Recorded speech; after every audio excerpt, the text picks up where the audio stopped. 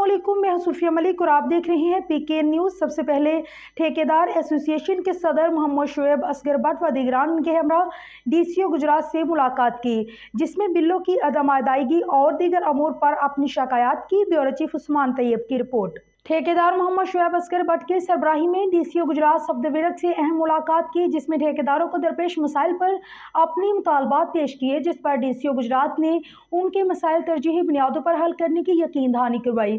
इस मौका पर मोहम्मद अफसल बागरी, राना हबीब, अब्दुल शकील, मौलवी नज़ीर, वकासिम चीमा, कमाल भट्ट, सजाद हैदर, मेहर यूनुस, अरशद नत, खुरम गुम्मन, मास्टर रफीक, मोहम्मद अहमद, सजाद हैदर समेत दीगर डीसी गुजरात सफदरजंग से बिलों की अदायगी न होने पर मुलाकात की।